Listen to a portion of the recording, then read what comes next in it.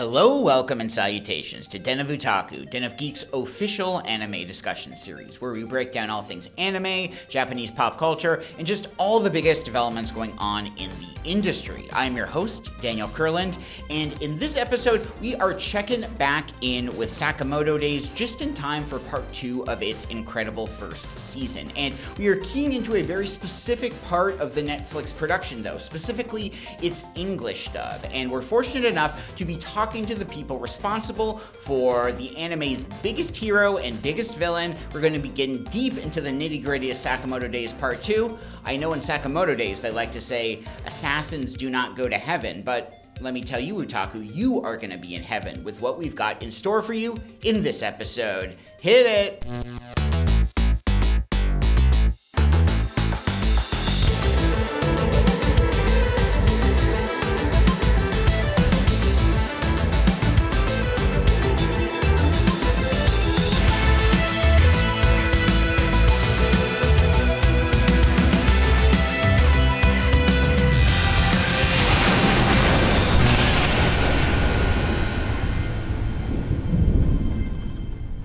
Hey there, fellow otaku. In the anime fandom, there is an eternal debate that continues to rage on between subs and dubs. And in recent years, there's been a lot of traction for dubs and how they can really turn an anime's reputation around. There are plenty of anime that are maybe just average or mediocre, but it's not until they have like a really prolific dub that it connects with a bigger audience and more people appreciate it. And so it's not surprising at all that a AAA title like Sakamoto Days has a really top quality dub that's doing everything that it should be, but at the same time, it's kind of just interesting to look at how far the anime dubbing industry has come in the past decade or so, and how Sakamoto Days is reflective of that. For instance, Sakamoto Days has a simul-dub release. This means that it's being released in English, dubbed in North America and Europe, at the same time it is in Japan. And this might be something that like modern anime fans take for granted, but this was a big deal. This wasn't something that always used to happen, and it's an important detail for something like Sakamoto Days because it unites the fandom, and everyone on a global level is able to appreciate the same Sakamoto Days content at the same time. When we talk about a good anime dub, it's obviously important that the voice actors are good, that the translation is good, that the production is all in sync, but at the same time, you want proper casting, you know? Like, it's not enough to just have a good voice actor, but if you have the wrong person playing the wrong role and there's dissonance there, people won't connect with the series, they'll give up on it, and that can be enough to like sink a show that is otherwise a very good show. Sakamoto Days really does great work when it comes to its English dub. The whole cast is really solid, but when it comes to its two leads in terms of like the protagonist and the antagonist, they really do something special with the casting that I think pushes the show the extra mile and gets something special out of the anime in a way that really like accentuates the dub in a way that at least is exciting to me. So when it comes to Sakamoto Days' hero, Taro Sakamoto, he's voiced by Matthew Mercer. And Matthew Mercer is one of the biggest names in the voice acting industry in anime and video games. There's a certain gravitas to just hearing Matthew Mercer that channels into your reception of how you're handling Taro Sakamoto. Like, Taro Sakamoto is a legendary assassin who has been feared, and at the same time, Mercer is one of like the most respected voice actors. So you take that preconceived notion of how you regard a Mercer role with Sakamoto, and the two things really, really work together well. I mean, Mercer has voiced some of the biggest like tough guys in anime, whether that's like Levi in Attack on Titan, Trafalgar Law in One Piece. The gears are broken. There is no turning back for anyone. Jotaro Kujo in JoJo's Bizarre Adventure. Maybe you didn't hear me because you were too busy doing something else. I wonder what. He's the current voice of Leon S. Kennedy in Resident Evil. He's even he's Ganondorf, guys. He's the new voice of Ganondorf. So I mean, he has a huge range. He has played some incredibly ruthless killers, but at the same time, he doesn't make Taro Sakamoto just feel derivative of work he's done in the past. He adds a lot of nuance to this character. He really treats him like a unique individual, and it's important, but he never turns him into a caricature. There are huge comedic swings in this show when Sakamoto shifts forms between his like retired self and his younger self. There's a lot of comedy in that, but Mercer really does a subtle job with how he portrays the two sides of the character, and it's never at the character's expense. He really understands the right way to play him and treat him like a real person. And again, it's just remarkable to see Mercer continue to find new ways to make someone feel intimidating and respectful. That's weird. I can't slim down. And on the opposite end of that spectrum, Sakamoto Days has done something really interesting when it comes to its main villain, Slur. So they've cast Vinnie Hacker in this role, and Vinnie Hacker is a prolific TikToker and model, but he's actually completely new to the voice acting industry. And this is a really interesting pivot when it comes to casting, because Slur is a character who is very mysterious, he's cryptic, people don't know a lot about him. And to cast someone who doesn't have a resume as a voice actor, you get into that similar mindset. Whether this was intentional or kind of just a subconscious element of this casting choice, Vinnie Hacker isn't someone who you've heard in hundreds of other anime. He's not a voice that when you hear, you immediately are like, oh yes, okay, this is going to be this kind of character. Because that isn't there, you're a little more on guard around Slur. You don't know how to interpret him, just like how you interpreted Taro Sakamoto differently because of what Matthew Mercer is bringing to the role. So I think this is really exciting. It's interesting to bring someone who is new to voice acting into this, and it's an exciting period for Slur in part 2 of the anime. He's really someone who's been kept in the shadows. Part 2 pulls him out a tiny bit more, and you really get to see him as an actual character and not just like this ominous force, but it's really exciting. I understand, Sakamoto. You have a daughter. I think it's so cool what Mercer and Hacker are both bringing to their roles, and to kind of celebrate that, we were fortunate enough to talk with both Mercer and Hacker about their relationship with Sakamoto Days, the evolution of their characters and where they're heading, and just why Sakamoto Days has become such a monumental hit. So let's take a look at that. Thank you to the both of you. We at Den of Otaku are very fortunate to kind of be talking with Matt Mercer and Vinnie Hacker, two very talented performers and actors who are a part of one of my favorite anime of the season, but also just one of Netflix's biggest hits of the year, Sakamoto Days. So just thank you both for taking some time. And kind of first of all, like, what do you think makes Sakamoto Days so unique from some of the other assassin and spy anime that are out there? Like, what kind of initially drew you into the show? And speaking for myself, what I love about it is it brings familiar tropes of that sort of, assassin-filled world of danger and intrigue and criminal underworld, but layers it with a wholesomeness and like a theme of family and perfunctory moments of like genuine, like, I don't know, heartfelt joy and companionship that you don't normally see in this sort of genre. And so it kind of subverts its own genre in very unique ways, and overall presents like a very unique viewing experience of this kind of story. Yeah, I mean, for me as well, I think like a lot of the comedy that they added to it as well, like Sakamoto's transformation, I think was something that caught me off guard when I first, saw it. Him going from like a big chubby dude that just cares about his family and just wants to live in that, supermarket and like spend time with them. And then from that, going into his little, his hardcore mode form and stuff like that, where he just all of a sudden turns into his past self. I think that's something that's super interesting that you don't see a lot, especially in something like this. Matt, I think, like, despite how the show is kind of rich in action and suspense, that whole, like, found family aspect really comes through. And, like, the bond between the characters is definitely one of the most exciting parts of the show, I think. Now that you're moving into part 2 of the first season, has it kind of been rewarding to learn more about your characters and just, like, see this world continue to evolve? For me, definitely. Seeing the journey that Sakamoto's going on, and kind of how him and all of his recent friend acquisitions are impacting and kind of changing each other, and involving his family even more into the story, whether he's ready to or not, is, a fun journey. But I mean, if we want to talk about more character reveals, I think Vinnie here can definitely speak a little more to us, learning more about his aspect of the story. Yeah, I mean, you don't see X a lot as of right now, but his few lines that he did have this season, they were something that, like, his appearance and him being revealed to the whole world as kind of like who he is, and like kind of him establishing what he is as like an assassin. him being so like quiet and calm and collected, while also like Sakamoto trying to figure out why these people are trying to go after his family and who is, behind it. I feel like we're getting kind of more towards that point now with X and revealing like what his big plan is in this next season. Did you have any idea, Vinny, just like kind of how infamous X was as an anime antagonist? Like it's such a big character, I think, and a lot of people are just so invested in him and the stuff that kind of starts happening. Were you aware of that at all? Was that intimidating at all to kind of portray such a vicious person? Yeah, I mean, it was definitely something very, very different for me. I kind of, see myself as more of like a happy and more, like eccentric person in the first place. So playing somebody that was so like cold like that is definitely interesting. And I knew a little bit about him beforehand, but to kind of like go and dive deeper into him was something that was a little bit, was out of the ordinary.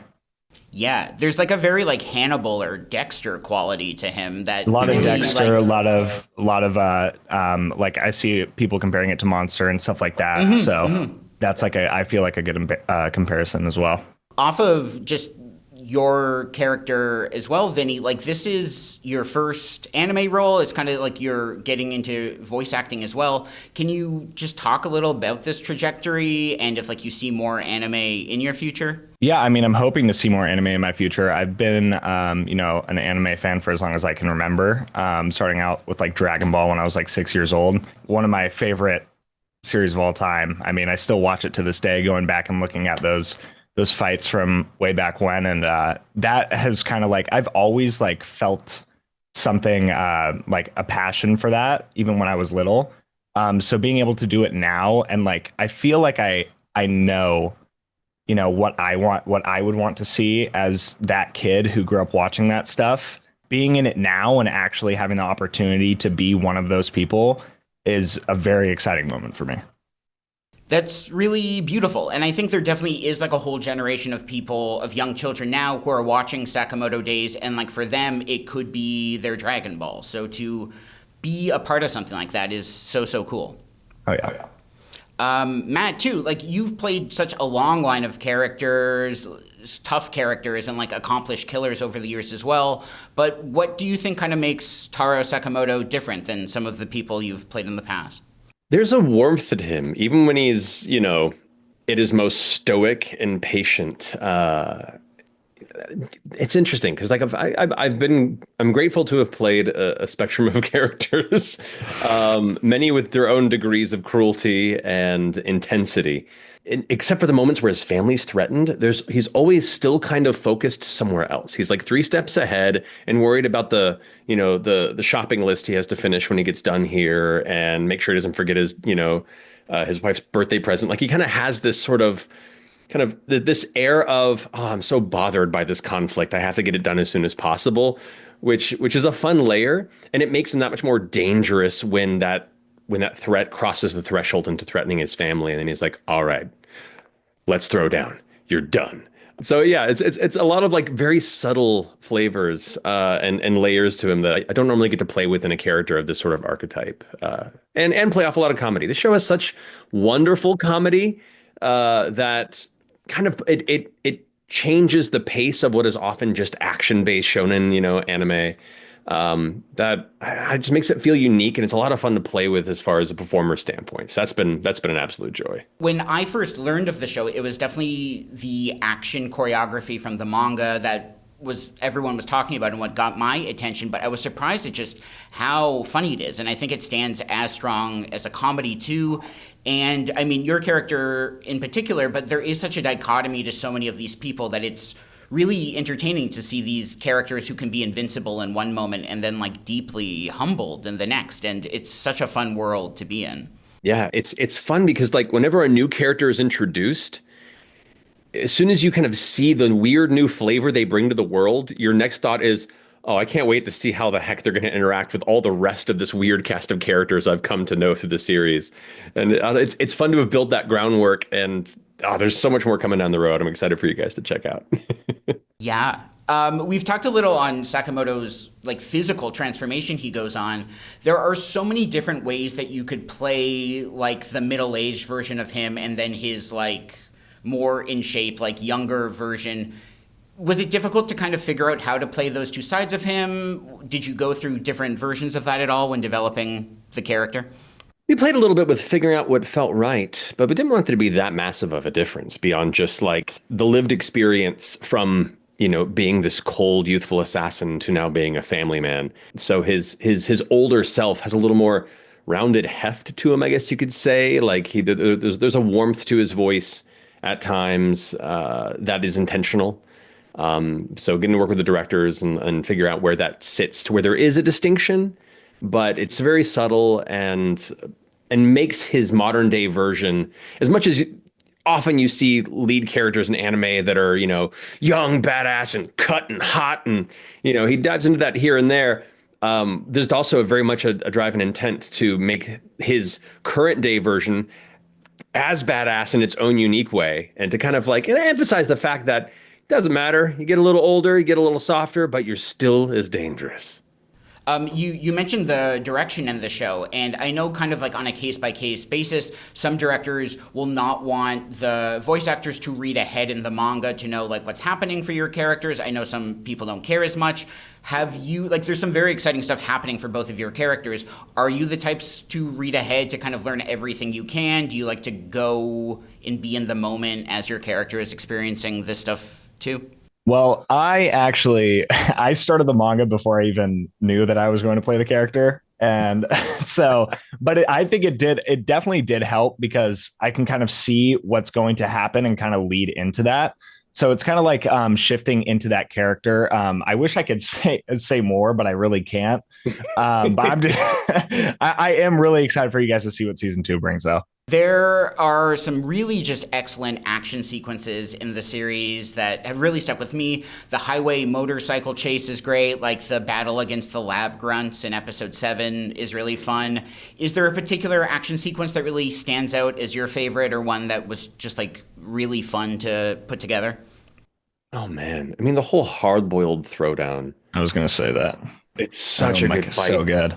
Both manga and anime is such a good fight. And Sungwon Cho has been a friend for a while, and it's the first time we've been able to kind of play off of each other. And he recorded before I did, so it was really fun to like hear his presentation of intensity and kind of play off of that. Because the thing is with a lot of anime, because of the very technical facet of its recording, it requires it to be a very solitary recording experience. It's not an opportunity to do an ensemble record. So you're kind of relying both on your imagination or pre-recorded dialogue to get the vibe, depending on what order it's done in. So when you do have dialogue to play off of, it's a delight and a joy when you have that opportunity. And someone does such a good job with it. So that fight in particular, on top of just being badass, it was really fun to play off of what he brought to it as well and kind of drive that little bit of intensity and that history to it. It was really fun. I made a choice. To use it to protect the people I love instead.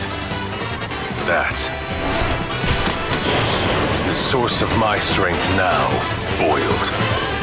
Amusement parks in general are such a fun set piece. Like whenever I see one pop up in a show kind of like this, it's very exciting because there's so much you can do there. Like it's such a fun, playful scenario that has so much danger in it too. Like it's great. I grew up going to theme parks, and so inherently theme parks are a little janky. They're a little dangerous. That's part of the thrill of roller coasters. When you get on it, you're like, this could fall apart. But it's, I don't know. I don't see that kind of exemplified in modern media as much. And having this take place, and it kind of brought that memory of fear that I've had since a kid about it that I had forgotten about. So I'm glad you pointed that out. Yeah. Also, too, like the way Netflix has handled the release of the show, I think is really great that you do still get weekly releases rather than kind of just batch dropping them all at once. I think fans have really appreciated that. But have you gotten to experience much of the fandom in person? Like, have you been at conventions at all to promote the show? Have you had that much of it yet?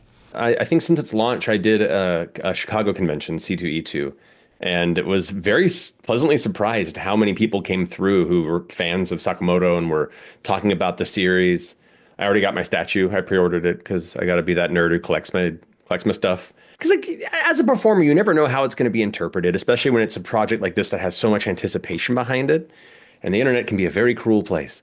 So it's been delightful to engage where I've been able to, at least with the fandom, and see people so excited and enjoying it. I'm excited for folks to see what comes next. Lastly, guys, if you were to orchestrate an assassin battle royale between Sakamoto, X, John Wick, and Kill Bill's The Bride, who is going to win that fight? Who do you think wins? Oh, That's a tough one. What are you feeling, Vinny? I mean, I kind of feel like but I mean, John Wick's basically got superpowers too, if I'm being honest. Oh God, the power scaling nerds are going to be on me if I say something wrong. I'll say it's a pretty neck and neck fight for the majority of these people until they all get sniped by Kuritsugu Emiya from Fate Zero. 2 buildings away with a massive sniper rifle. I think that's great. Yeah, that's the ending you want. You can't argue with that. Well, awesome, guys. Thank you so much. It's been great to talk to you, to get into the show and the characters a little deeper. I'm very excited to see what's coming up. I think the next story arcs are some of the best the show has. And just thank you again, both of you. Yeah, thank you. Yeah, thanks for having us, bud. Wasn't that so cool? I know, right? Like, Mercer is such a professional, and it's so cool, at least to me, to kind of hear what he channels into a character who can be so closed off and inscrutable. Like, you could be playing Sakamoto on a very surface level interpretation of what's going on there, but he has such a deep understanding of him that I think is really cool and is encouraging for what's coming ahead with his character and his performance. And on the other side of that, so cool with Hacker. Interesting to hear what he's been going on and just his journey as an anime voice actor. Like, I really hope he gets to voice future anime characters. It sounds like that's something he's interested in doing. Slur is obviously going to give him a big body of work to pull from. He could really voice anyone he wants. Also, just cool to hear that he was a Dragon Ball fan. Like, I know Dragon Ball's not the most fringe property, but it's still really exciting to me when you hear about people who grew up watching anime now working in the industry. And on that note, like, it would be so cool if he voiced a character in a future Dragon Ball series. Like, Dragon Ball has gotten a little more ambitious with doing outside-of-the-box casting, like Charles Martinet was in Dragon Ball Super Superhero. Cast Hacker as Maris in the Dragon Ball Super Moro arc. If they ever adapt Dragon Ball Super, the Moro arc, Hacker as Maris would be so cool. Maris is like very cryptic and mysterious in the same way that Slur is, but they're totally different characters too. Regardless, I hope Hacker has a rich career as a voice actor because the stuff he's doing as Slur is so cool. I'm very pumped to see what part 2 has in store for both of these characters. Something else I wanted to throw out is that Kyle McCarley, who handles the voice direction and adaptation duties on Sakamoto Days, is really an unsung hero here. A lot of people will focus on the voice actors and the translation and all of that in a dub, which are obviously important, but at the same time, you need a good voice director who really understands the characters and the source material. Voice directors do a lot more than people necessarily realize. That there are some that don't want their performers to read the manga ahead of time to know what's happening in their character. Others don't care about that. But there are just all sorts of different directing techniques that can really influence how a show comes together. So Kyle McCarley is an accomplished voice actor in his own right, but he's done more voice directing too. Like, he directed The Great Pretender, which is like a really solid heist series, and he did the second half of Carol and Tuesday. Sakamoto Days is his first shonen show, but he really knocks it out of the park here, and hopefully his work on Sakamoto Days will help him direct more shonen series in the future, because he clearly understands the energy, he gets into that vibe, and he's doing great work here. I think he's a really low-key, important effort on why the dub for Sakamoto Days has been successful as it is. Unfortunately, fellow Otaku, that's all the time we have in this episode before I get isekai'd back to reality. We would once again like to thank Matthew Mercer, Vinnie Hacker, and Netflix, and please remember to check out Sakamoto Days Part 2. Until next time, Space Cowboys.